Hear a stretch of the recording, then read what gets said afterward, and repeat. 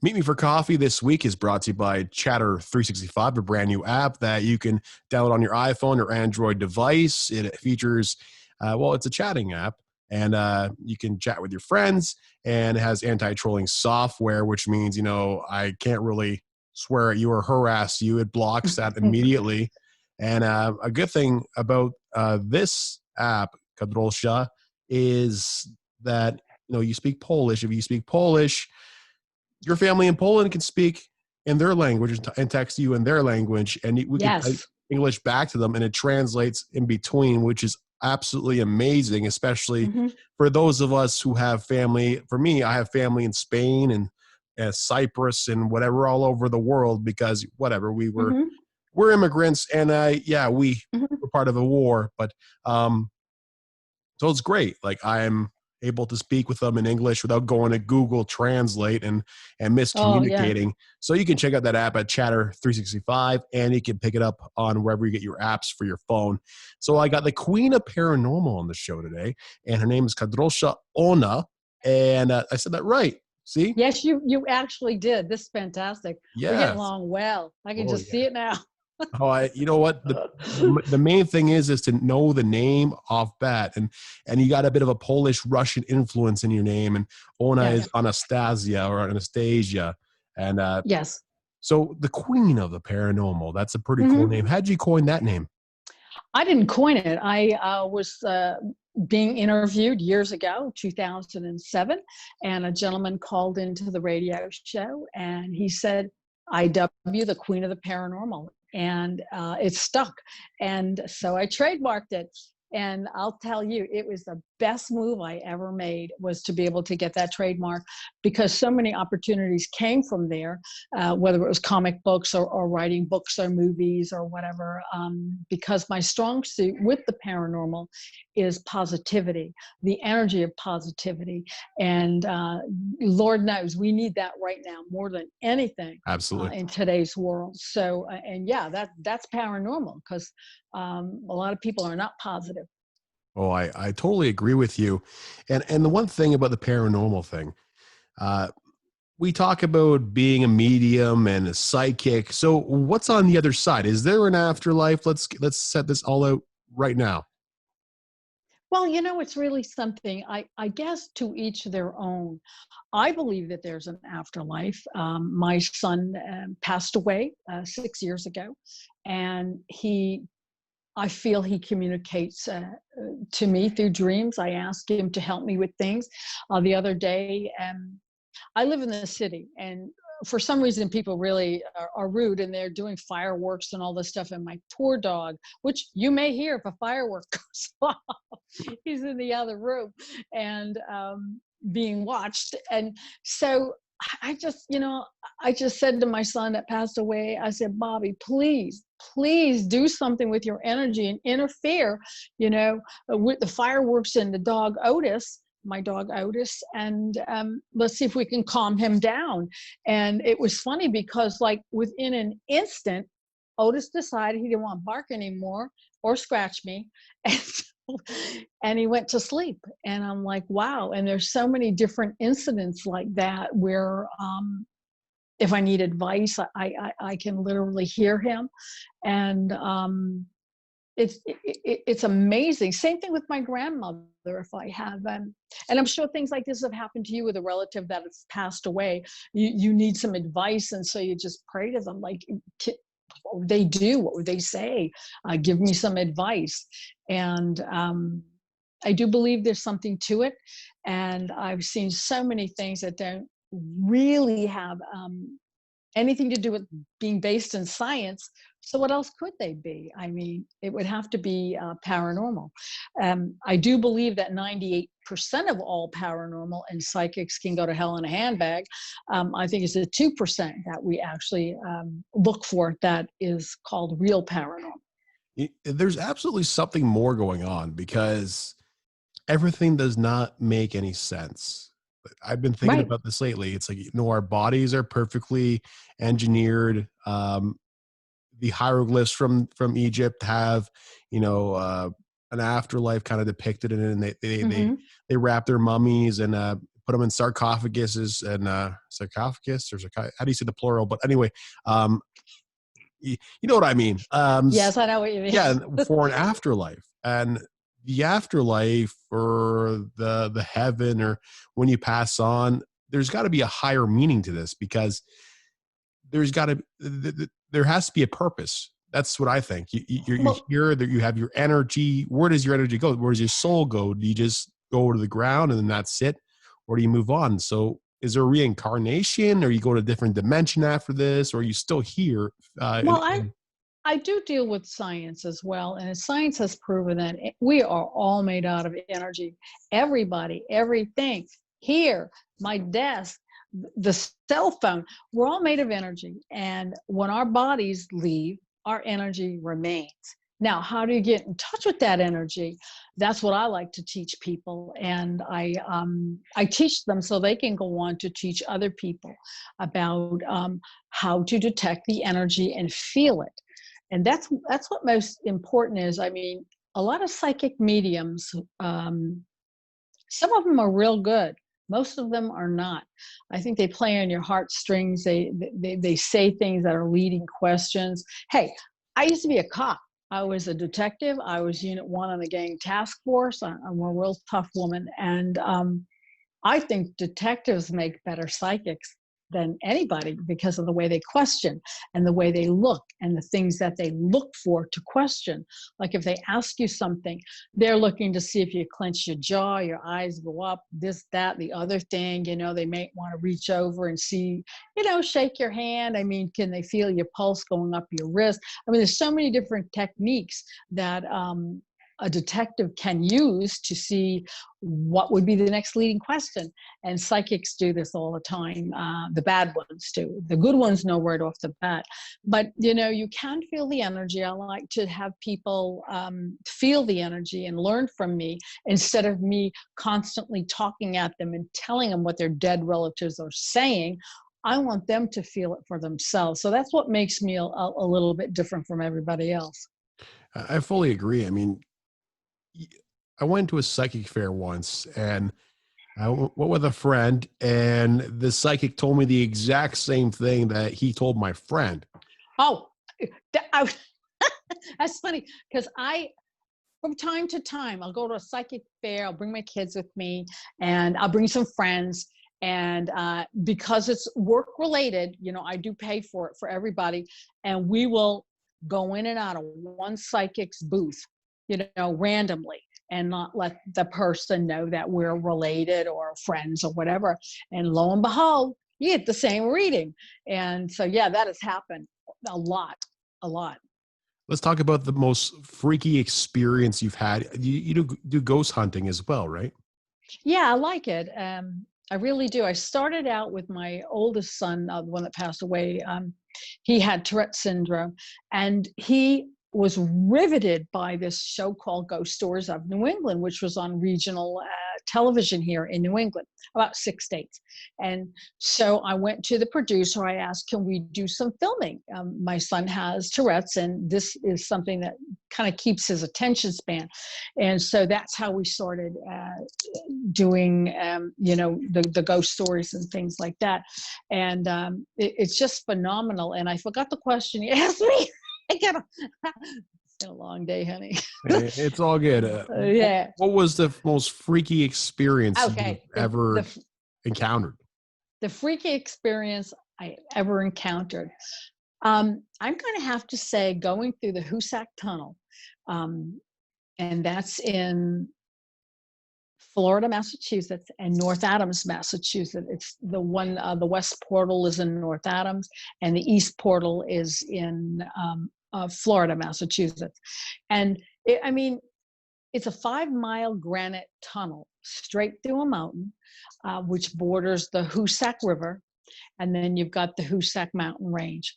And I'm the only ghost hunter that was allowed to go through there with permission from Pan Am Rail Services that owned it at the time.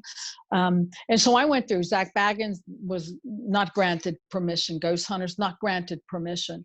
A reason why I was granted permission is because I did a lot of volunteering for the the retiring CEO at that time, and he liked the way that I presented the paranormal, heavy in history, not running around, oh my God, I heard something kind of thing. And I kept the integrity of the facility, the train tunnel.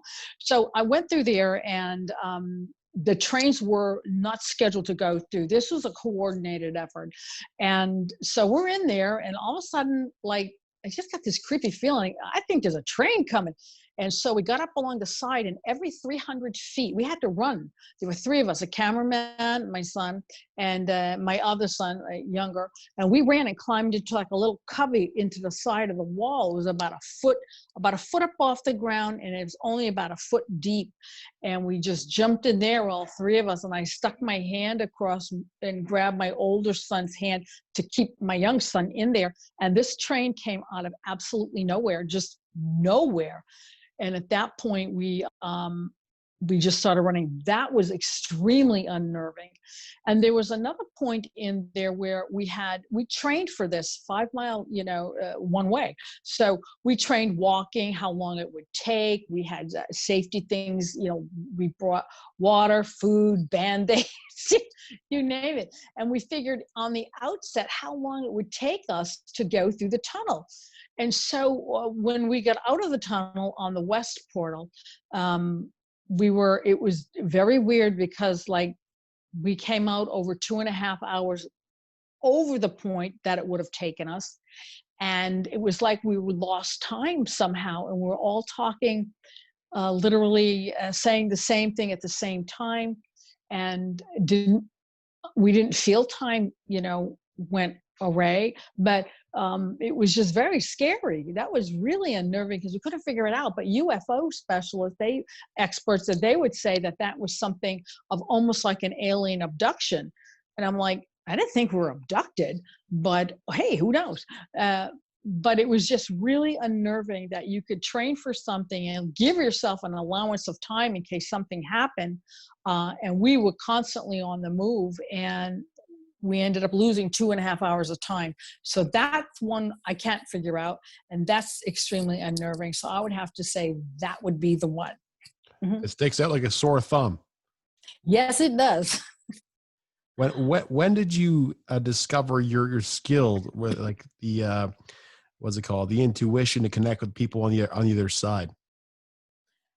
Well, I'm gonna have to say I was born with it. I know a lot of people say that, and yeah, I have over 7 generations. I've like my babcha, my stara babka, that's my babcha rogala. So like my grandmother and my great grandmother and other relatives in Russia, Poland, that were dream interpreters, spirit communicators. And so I had the ability extremely young, and my mother didn't have it, and my children have it. My daughter has it, but she just rather just do social media instead. She runs the social media site. But yeah, very, very young. And I thought everybody had this ability, and they didn't. So I was kind of like a freak of nature, I guess, at that point, because we moved away and, trying to do all that paranormal stuff, and people thought you were a real wacko. And what do you say to those people who say you're absolutely crazy when you say I can connect with somebody from your dead family? And well, I say, you know what? You can call me any name you want, but I bet you when I leave you after I show you how to feel the energy of the past, you're going to be singing a different tune. I have not had one person ever say they have not felt something, because there is something to it.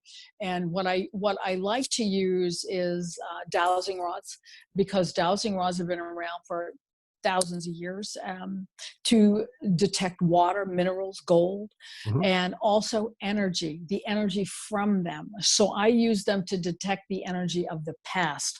And of course, you're going to take safeguards. You're not going to be near an electric outlet, a huge panel. You don't want to be near a water main. You don't want to be near an open window, the wind blowing, or a fan. You really want to concentrate by holding the dowsing rods. And I let other people hold them, and I just put my hands up and try to focus the energy in on the dowsing rods. And I ask people to connect with their relatives if their relatives are there. the rods will move. If the relatives are not there, it won't move. And I've never had a bad experience by anybody. They've enjoyed themselves. And then I teach them how to go home and take regular coat hangers and try it, on their own. And we've had a lot of success that way. And so that's how I solve that problem with people trying to ask, telling me that I'm crazy. It's like, well, why don't we give it a try then? Well, I tell you to And give it a try on me, but I want to sleep tonight. So, um, just going into like a house, a haunted house. I don't know, like that'd be probably the first time I go pick up some Depends and actually just wear them just in case something happens. I don't know how people do it. well, I think if they go in groups, there's safety in numbers. I never tell anyone to go by themselves. When I was doing filming for the paranormal, in fact, I do a lot of filming for the paranormal, but when I started off, I just had my son follow me, and we did it that way. So it was like live to tape. And the things that would happen, like right in front of the camera, and the voices you could hear, like we were down in the tunnels in Salem, Massachusetts. There's a whole tunnel series under the streets leading from Derby Wharf, where the boats used to come in. And it started before the terrace when the king was, rule. And this is before the wars and everything. And then it went into the terrace when we became a country. And so they have these tunnels there, and they want to escape taxation is what it was. And so they'd bring the cargo in under the streets into houses or directly into the stores. So we were in there. We were the last people to be in there before they collapsed the tunnels, because they were expanding Wow. not only sewer lines, but gas lines, electric lines, and stuff like that. So I thought I was bleeding, and I said to my son, I said, am I bleeding? And all of a sudden you hear red. I didn't hear it. I didn't hear it till playback. And I'm like, wow. So Ghost knew the color red. I thought that was amazing. So yeah, there's a lot of freaky things, that go on. But I am a person that says go in groups, because sometimes when the energy does, connect with you, you could get dizzy. You might feel like you're having pressure on your chest. Your knees get weak. And in fact, when we do the dowsing rods, I always have somebody stand behind the person, because I'm afraid they're going to go down to their knees. And this has happened many Not times, intense. because they don't know, like they just start watering their eyes. They don't even know they're crying, and they're all confused, like, why is I feel this way? And I said, that's the energy from the past. It's coming, close to your energy field. And again, my hands are like this. I'm not touching them. I'm not anything. And they're experiencing all this stuff. And they even have visions of their loved ones. They can smell the perfume. It's amazing. And this is why it's important to teach what the energy of the past, what it feels like, instead of just telling someone a reading or giving someone a reading and telling them all that. I want them to feel it for themselves. Well, that obviously that's the best part, because feeling Yeah. feeling your loved one right in front of you would be pretty surreal, to be honest. Like I have, I think that my grandmother, she still kind of lingers around me all the time, and when somebody passes on, you don't realize what kind of bond you have with them until they cross over. Well, I still believe there's an afterlife, but Yeah. until I pass on, I'll never really know, right? Um, but this has become more, the Queen of the Paranormal thing has become more than just you doing the paranormal stuff. You appeared in movies. You've been Yes. started writing a children's series of books, Uh-huh. which you're on the third installment now that's about to be released. Yes. Yep. I'm very busy. What I'm trying to do is take hard-hitting lessons for children, probably preschool to grade 2, and put it in a very palatable, positive manner. We're dealing with abuse situations. We're dealing with sexual abuse, harassment, bullying, all of these different issues on a child's level, using dinosaurs and other animals, and making it as simple and as palatable as possible with a positive outcome. For instance, we one of the books was I don't want to give it all away. I'm trying to sum it up. One of the characters had a bruise. And so everyone ran around getting an adult, telling the adult, oh my God, a bruise, a bruise. And I guess not the moral is, but the positive outcome was, yes, you do go get an adult. Go get an adult when someone has a bruise. But the positive outcome is they got the bruise because they saved a kitten in a tree. So not every bruise is something that's Yeah, going to be horrible. It's a little bit of a lesson that, yes, you were right, go get an adult. But on the other hand, it was a positive experience. You just got a bruise, hey, life happens. So everything's not a horror show. So that's absolutely. what I'm trying to, influence inside the children's books. I think that that's important. But then in the comic series, we've got a whole bunch of different takes. We do whatever I do in a comic book, I actually have done it in real life. So that aside, then I do a comic book with celebrities, Jimmy Starr, Ron Russell, and Eileen Shapiro. We do celebrity ghost hunters, and we did our first celebrity ghost hunting video show went viral. The second one went viral, and I combined those two shows and made up a comic book. So everything you're reading in the comic book, Celebrity Ghost Hunters, and you see in the pictures, that actually happened. You know, back it up. We've got the tape to prove it, and it's on the internet. So that's amazing. And now we're coming out with a movie called Celebrity Ghost Hunters, the movie. So that's going to be fun. So when the pandemic gets to a reasonable state that we can actually start working again, then we'll be able to continue and film that movie. That's incredible. I wish you all the best in your success. Thank you. Where can people pick up the comic book? Well, they can go to my website at queenoftheparanormal.com. It's right there on my store page.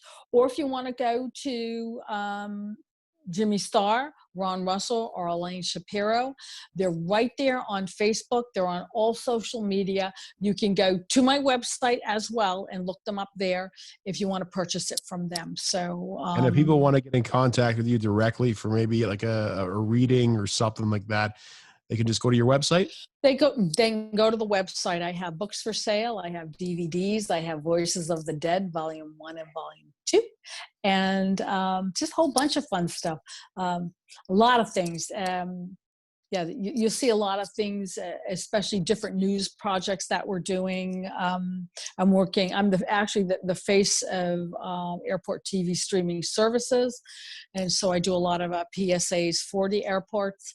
Amazing. And also I have a show called Paranormal News, Supernatural News Bullets, and that's can only be seen at the airport. There are little clips of supernatural happenings. So that's really cool. Well, I appreciate you coming on the show. Well, I'm glad you had me. Got to have me again. And you know what? I'll do a reading for you. Get a hold of me after the show, and I could do a brief reading for you. Awesome. Thank you.